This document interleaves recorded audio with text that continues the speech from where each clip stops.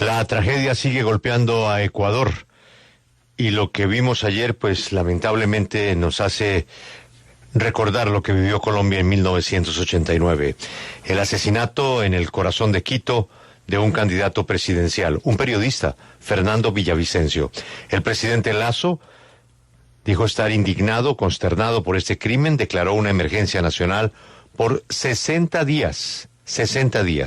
Por su memoria y por su lucha, les aseguro que este crimen no va a quedar impune. El luto nacional será por 3 días. Nos atiende muy gentilmente una colega de una prestigiosa cadena informativa como es Teleamazonas desde Quito, Karen Haro, en directo. Karen, buenos días, gracias por atendernos.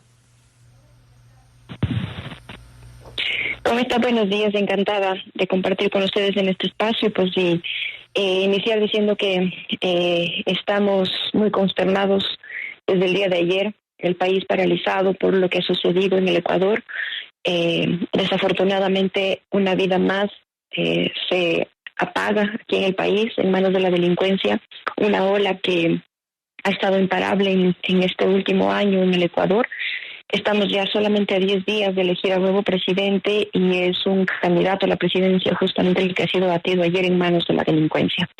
Como ustedes ya lo citaban, justamente el presidente de la República pasada la medianoche dio una cadena nacional. El presidente Guillermo Lasso ya ha confirmado que se firmó 2 decretos importantes el día de ayer, luego de casi 4 horas del Consejo de Seguridad.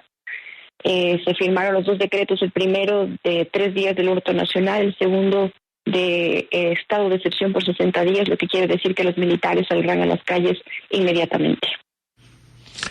Karen, antes de continuar, me gustaría que usted dibujara un perfil del candidato asesinado para poder continuar entendiendo cómo está moviéndose el ajedrez político en su país.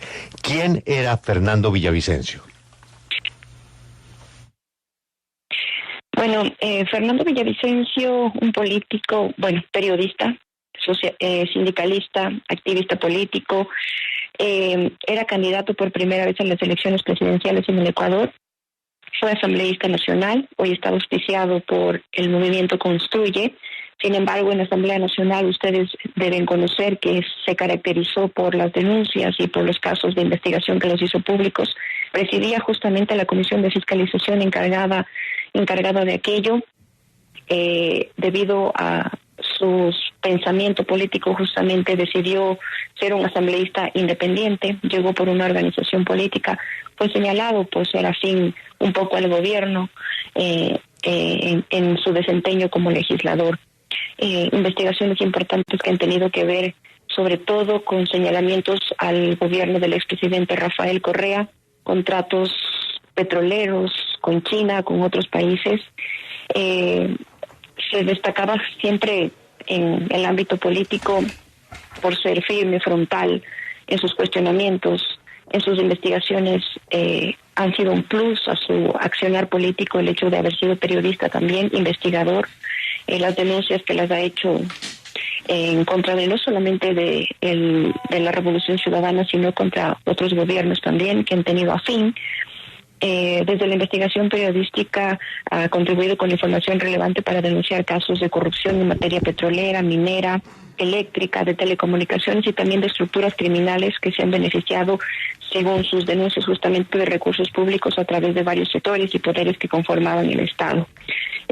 Tenía un blog personal en donde hacía justamente sus denuncias. Su trabajo más reciente tenía que ver justamente con Petrochina, con las denuncias ligadas también al expresidente Lenín Moreno y otros mandatarios, otros actores políticos. En cuanto a sus posiciones políticas de las últimas elecciones, estaba más o menos terciando el tercer, cuarto lugar según las encuestas no oficiales, sino que extraoficiales han trascendido en las últimas horas. Estaba entre el tercer, cuarto puesto en las posibilidades presidenciales.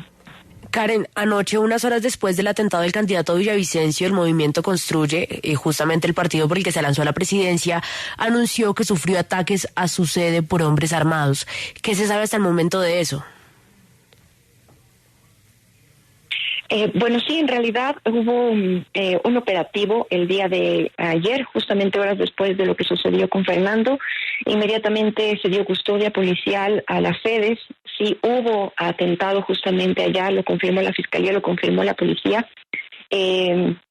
Hubo allanamientos ayer en la noche, 6 personas están ya detenidas. Como ustedes también deben conocer, la persona que fue detenida en el espacio en donde se dio el tiroteo y que también fue herido, el momento que era trasladado a la Fiscalía, falleció. Es la segunda víctima de esto y hay 6 personas más detenidas.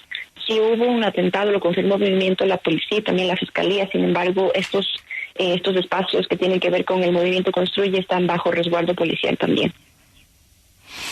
Fernando Villavicencio había denunciado amenazas de un grupo armado ilegal, los Choneros y de alias Fito. ¿Quiénes son ellos? Es una organización delictiva de larga data en el Ecuador, al cual se le ha adjudicado muchísimos crímenes en el país. Sus máximos líderes están en la cárcel en la ciudad de Guayaquil. Justamente hace 4 días, Fernando Villavicencio, como ustedes lo dicen, llegó a la Fiscalía General del Estado, presentó una denuncia formal en contra de alias Fito, exactamente por denuncias por amenazas, que había recibido personales hacia él, hacia el movimiento y hacia su familia. Al salir de la Fiscalía General del Estado ofreció declaraciones a la prensa y dijo justamente esto, que responsabilizaba de lo que le puede suceder a él y que hacía pública esta denuncia porque ya habían sido amenazas personales. Lo hizo también público en varias de sus intervenciones, de los mítines que ha participado en los últimos días de estas amenazas. Lo hizo formal en la Fiscalía. Así que ya se había anticipado de lo que estaba sucediendo.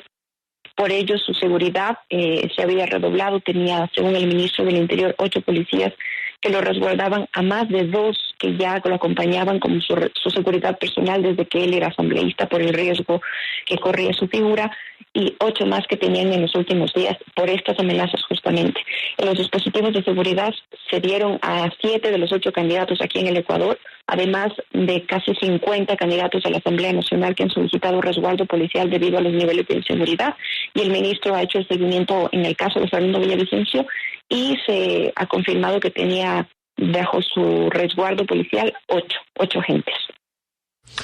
Karen, lamentamos muchísimo la situación que ustedes están viviendo. Ya la vivimos en Colombia y créame que la conocemos. Ojalá que puedan superar este difícil momento. Un saludo para usted y sus colegas de Teleamazonas en Quito. Estoy a las órdenes. Muchísimas gracias por el espacio. Pues es lamentable lo que estamos viviendo en el Ecuador. Ahora son tiempos difíciles y lo que ha dicho el presidente de la República pues es que los militares estarán en las calles, estamos cerca de las elecciones y el proceso no se suspende. Ella es Karen Aro, el proceso no se suspende. Alberto, volvemos al libro de María Elvira Samper, 1989. Sí, 1989, que como se deriva del libro de la periodista María Elvira Samper, fue mucho más dramático que lo que está viviendo el Ecuador, porque Dios quiera que este atentado sea el final de un golpe muy duro a la seguridad del Ecuador, porque nosotros sí tuvimos una situación que es la que presenta el documental y que es muchísimo más dramática de la que está viviendo el Ecuador. Pues Alberto, llevamos un año de noticias muy parecidas a las de 1989, en otras proporciones y dimensiones, porque en esa época había un Pablo Escobar.